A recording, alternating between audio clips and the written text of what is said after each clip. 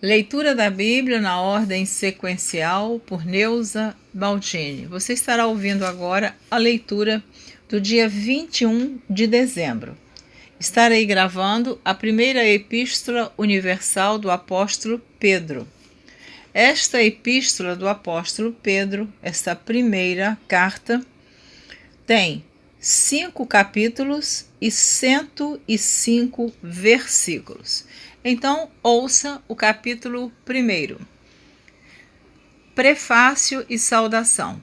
Pedro, apóstolo de Jesus Cristo, aos estrangeiros dispersos no Ponto, Galácia, Capadócia, Ásia e Bitínia, eleitos segundo a presciência de Deus Pai em santificação do Espírito, para a obediência e aspersão do sangue de Jesus Cristo. Graça e paz vos sejam multiplicadas. Ação de graças, pela esperança da salvação. Bendito seja o Deus e Pai de nosso Senhor Jesus Cristo, que, segundo a sua grande misericórdia, nos gerou de novo para uma viva esperança pela ressurreição de Jesus Cristo dentre os mortos, para uma herança incorruptível, incontaminável, e que se não pode murchar, guardada nos céus para vós, que, mediante a fé, estáis guardados na virtude de Deus para a salvação já prestes para se revelar no último tempo, em que vós grandemente vos alegrais, ainda que agora importa, sendo necessário que estejais por um pouco contristados com várias tentações, para que a prova da vossa fé, muito mais preciosa do que o ouro que perece e é provado pelo fogo, se ache em louvor e honra e glória na revelação de Jesus Cristo, ao qual não o havendo visto há mais, no qual não o vendo agora, mas crendo, vos alegrais com gozo inefável e glorioso, alcançando o fim da vossa fé, a salvação da alma, da qual salvação inquiriram e trataram diligentemente os profetas que profetizaram da graça que vos foi dada, indagando que tempo ou que ocasião de tempo o Espírito de Cristo que estava neles indicava anteriormente, testificando os sofrimentos que a Cristo haviam de vir e a glória que se lhes havia de seguir, aos quais foi revelado que, não para si mesmos, mas para nós, eles ministravam estas coisas que agora vos foram anunciadas, por aqueles que, pelo Espírito Santo enviado do céu, vos pregaram o Evangelho, para as quais coisas os anjos desejam bem atentar. Exortação à santidade. Portanto, cingindo os lombos do vosso entendimento, sede sóbrios e esperai inteiramente na graça que se vos ofereceu na revelação de Jesus Cristo, como filhos obedientes, não vos conformando com as concupiscências que antes havia em vossa ignorância. Mas como é santo aquele que vos chamou, sede vós também santos em toda a vossa maneira de viver. Porquanto escrito está, sede santos, porque eu sou santo. E se invocais por Pai aquele que, sem acepção de pessoas, julga segundo a obra de cada um, andai em temor durante o tempo da vossa peregrinação, sabendo que não foi com coisas corruptíveis, como prata ou ouro, que fostes resgatados da vossa vã maneira de viver, que, por tradição, recebestes dos vossos pais, mas com o precioso sangue de Cristo, como de um cordeiro imaculado e incontaminado, o qual, na verdade, em outro tempo foi conhecido, ainda antes da fundação do mundo, mas manifestado nestes últimos tempos por amor de vós. E por ele credes em Deus, que o ressuscitou dos mortos e lhe deu glória, para que a vossa fé e esperança estivessem em Deus.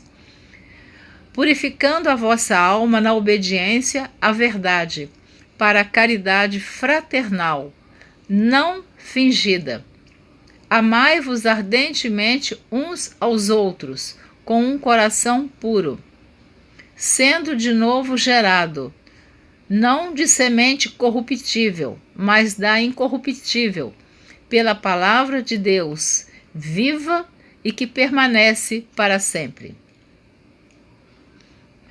Porque toda a carne é como erva, e toda a glória do homem como a flor da erva. Secou-se a erva e caiu a sua flor, mas a palavra do Senhor permanece para sempre. E esta é a palavra que entre vós foi evangelizada. Capítulo número 2 da primeira carta do apóstolo Pedro. Deixando, pois, toda malícia e todo engano, e fingimentos, e invejas, e todas as murmurações, desejai afetuosamente, como meninos novamente nascidos, o leite racional, não falsificado, para que por ele vades crescendo, se é que já provastes que o Senhor é benigno. E, chegando-vos para ele a pedra viva, reprovada na verdade pelos homens, mas para com Deus eleita e preciosa. Vós também, como pedras vivas, sois edificados casa espiritual e sacerdócio santo, para oferecerdes sacrifícios espirituais agradáveis a Deus por Jesus Cristo. Pelo que também na Escritura se contém, : Eis que ponho em Sião a pedra principal da esquina, eleita e preciosa, e quem nela crer não será confundido.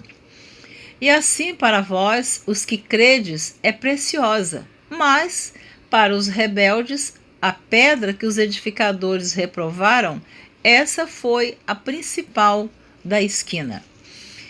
E uma pedra de tropeço e rocha de escândalo para aqueles que tropeçam na pedra, sendo desobedientes, para o que também foram destinados. Mas vós sois a geração eleita, o sacerdócio real, a nação santa, o povo adquirido, para que anuncieis as virtudes daquele que vos chamou das trevas para a sua maravilhosa luz. Vós que, em outro tempo, não erais povo, mas agora sois povo de Deus, que não tinhais alcançado misericórdia, mas agora alcançastes misericórdia. A boa conduta no meio dos pagãos, submissão às autoridades. Amados, peço-vos, como a peregrinos e forasteiros, que vos abstenhais das concupiscências carnais, que combatem contra a alma, tendo vosso viver honesto entre os gentios, para que naquilo em que falam mal de vós, como de malfeitores, glorifiquem a Deus no dia da visitação, pelas boas obras que em vós observem. Sujeitai-vos, pois, a toda a ordenança humana por amor do Senhor, quer ao rei como superior, quer aos governadores, como por ele enviados para castigo dos malfeitores e para louvor dos que fazem o bem. Porque assim é a vontade de Deus, que fazendo o bem, tapeis a boca a ignorância dos homens loucos, como livres e não tendo a liberdade por cobertura da malícia, mas como servos de Deus. Honrai a todos, amai a fraternidade, temei a Deus, honrai o rei. Esse rei aqui com R minúsculo. Os deveres dos servos cristãos. Vós, servos, sujeitai-vos com todo o temor ao Senhor, não somente ao bom e humano, mas também ao mal. Porque é coisa agradável que alguém, por causa da consciência para com Deus, sofra agravos, padecendo injustamente. Porque que glória será essa, se pecando sois esbofeteados e sofreis? Mas, se fazendo bem sois afligidos e o sofreis, isso é agradável a Deus.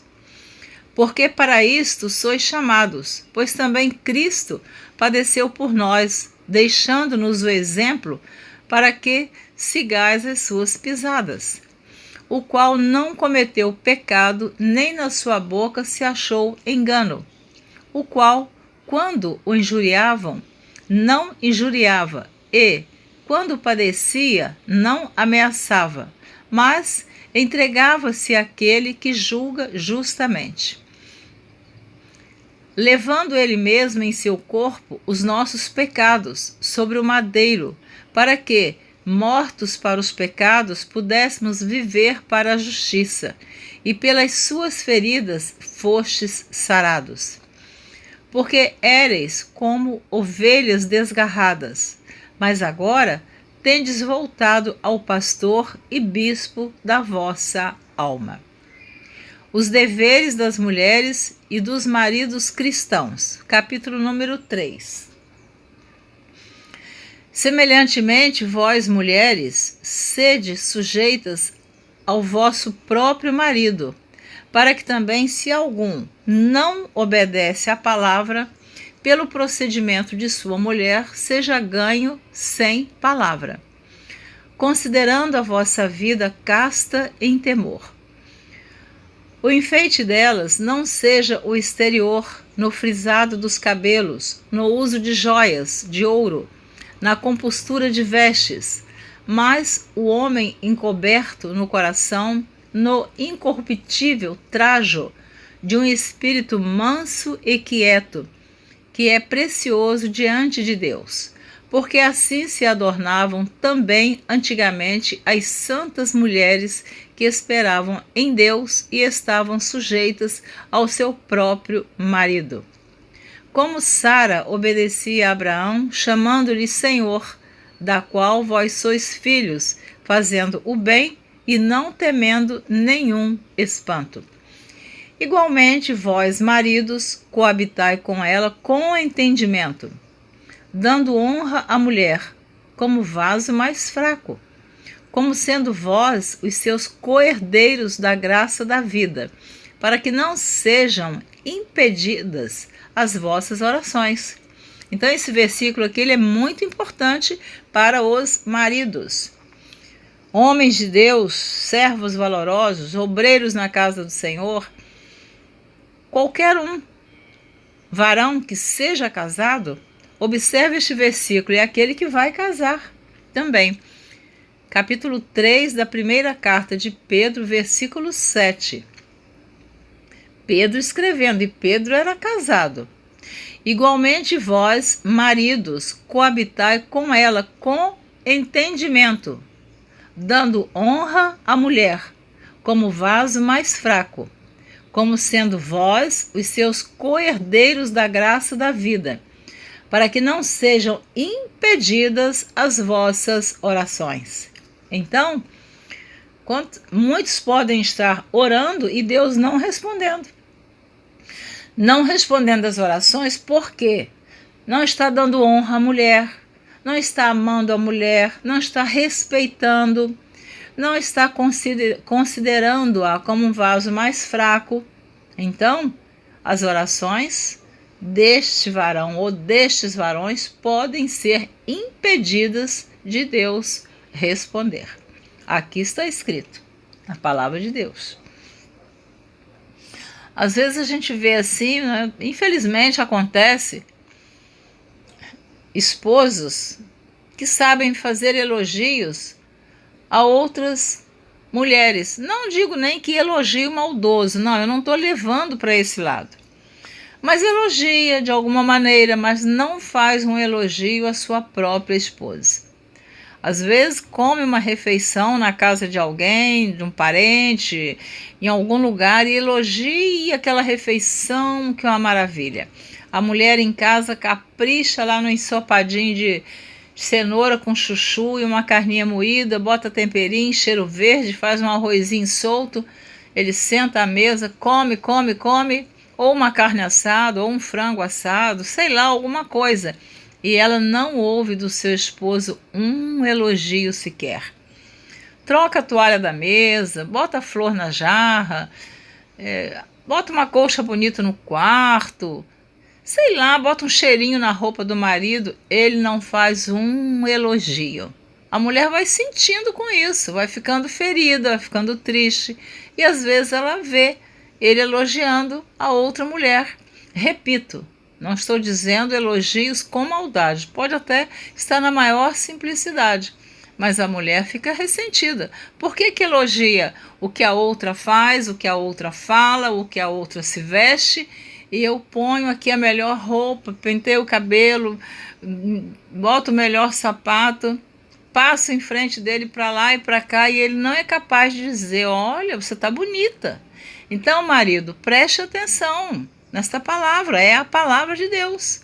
Eu estou usando as minhas palavras, mas o apóstolo Pedro diz: igualmente vós, maridos, coabitai com ela com entendimento, dando honra à mulher como vaso mais fraco, como sendo vós os seus coherdeiros da graça da vida, para que não sejam impedidas as vossas orações. Então fica aí este comentário para algum esposo que está ouvindo ou algum jovem que vai se casar. É muito bonito quando a gente está namorando, recebe perfume, rosas, flores, presente, restaurante. Aí quando casa, é o fogão, o tanque e o chão para passar pano e a casa para varrer e os filhos para cuidar. Então tem que ter muito cuidado, os casamentos estão sendo destruídos, estão sendo acabados e começam pelas pequenas coisas. E o diabo, ele é terrível, ele é sagaz, ele é ardiloso, ele começa exatamente com as pequenas coisas até ele alcançar o objetivo dele. Mas está repreendido na sua vida, na minha, no seu casamento e no meu casamento.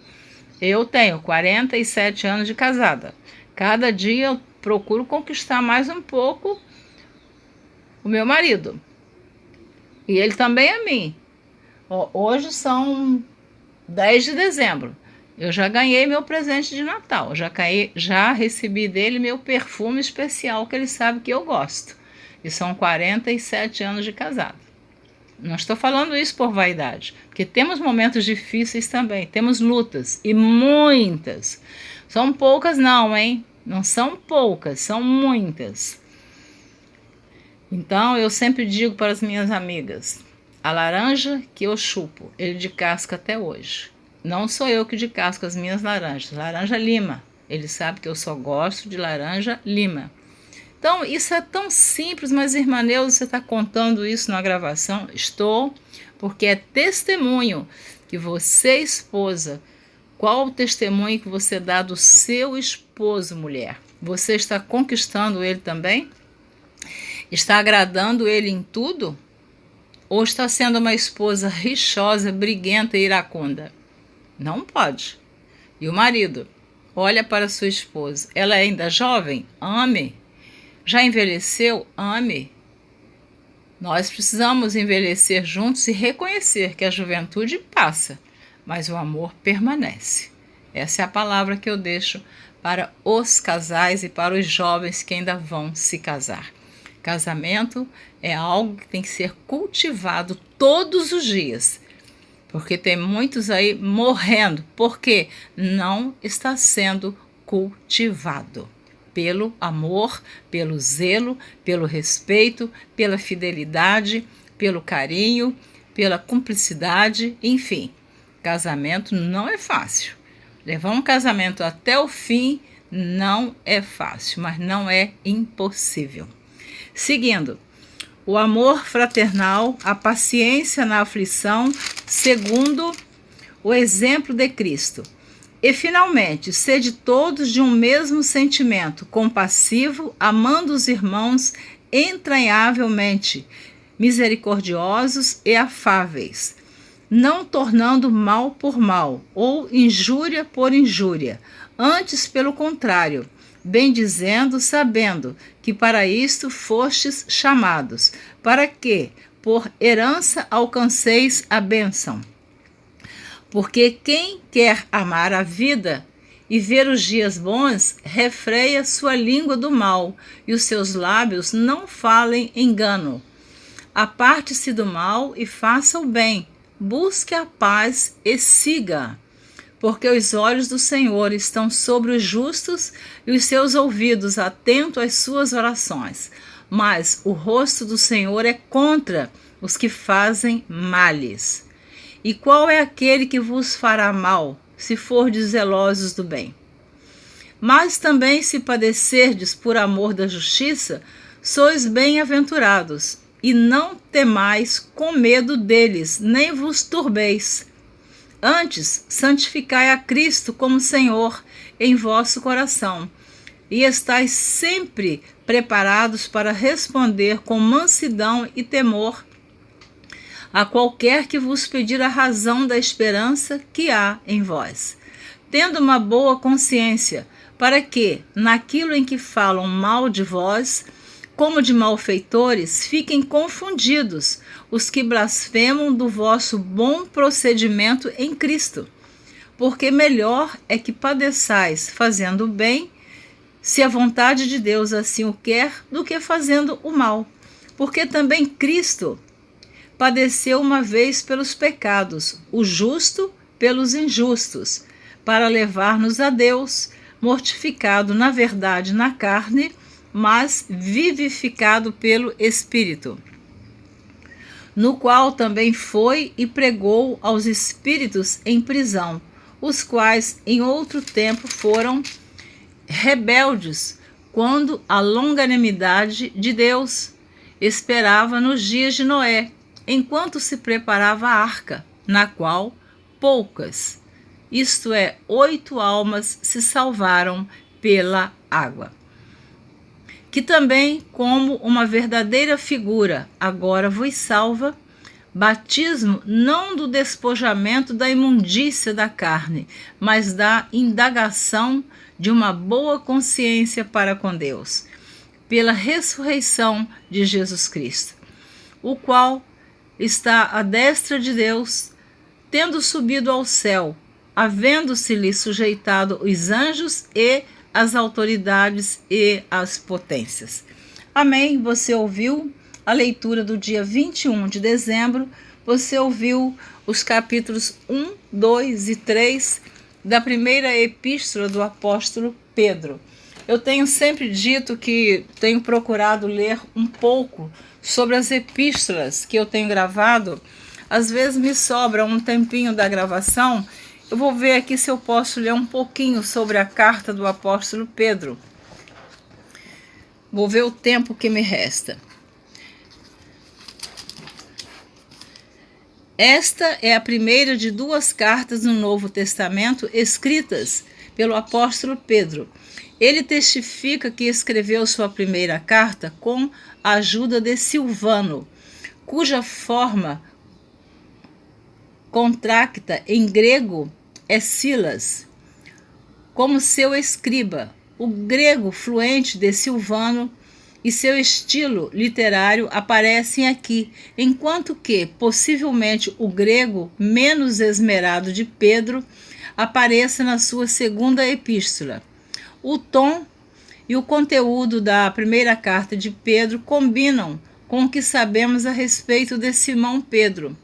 Os anos que viveu em estreito convívio com o Senhor Jesus estão explícitos nas suas referências à morte de Jesus e à sua ressurreição. Indiretamente, ele parece referir-se, inclusive, às ocasiões em que Jesus lhe apareceu na Galileia, depois da ressurreição.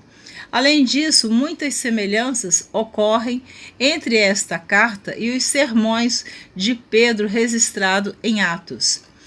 Pedro dirige esta carta aos estrangeiros dispersos nas províncias romanas da Ásia Menor.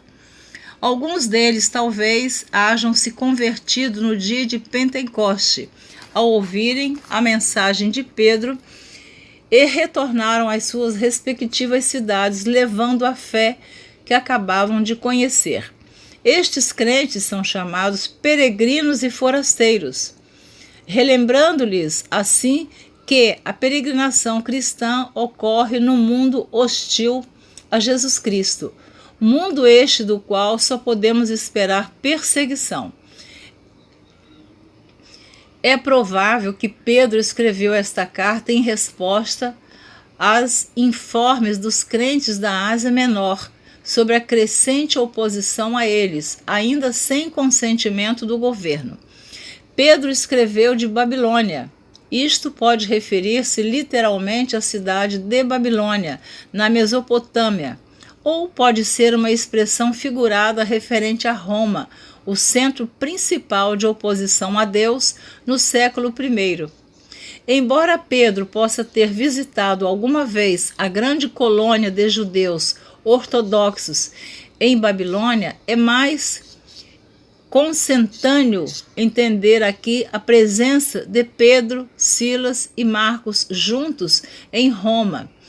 Os comentários de Pápias a respeito de Pedro e Marcos em Roma, no começo da década de 60, do que em Babilônia, Pedro escreveu mais provavelmente entre 60 e 63 anos depois de Cristo, certamente antes do terrível banho de sangue em Roma, ordenado por Nero.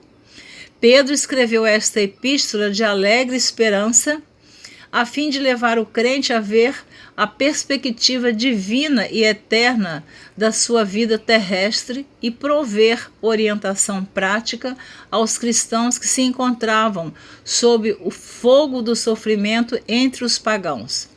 O cuidado de Pedro avisava a evitar que os crentes não perturbassem sem necessidade o governo, e sim seguissem o exemplo de Jesus no sofrimento, sendo inocente, mas portando-se com retidão e dignidade.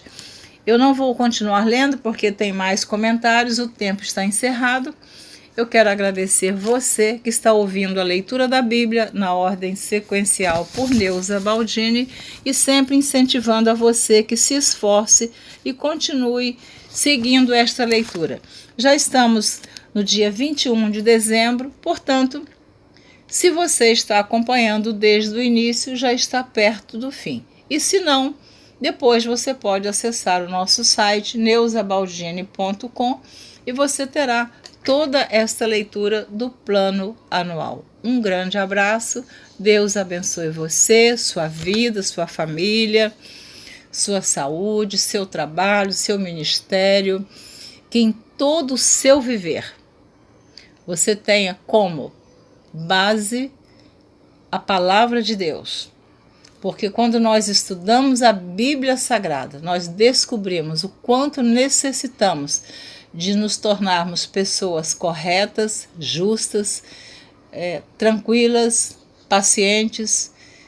Nós aprendemos a amar, a perdoar, a sermos pessoas tolerantes. E a Bíblia é um manual que nos ensina de Gênesis a Apocalipse como devemos viver e obedecer a Deus para podermos morarmos nas mansões celestiais. Um grande abraço.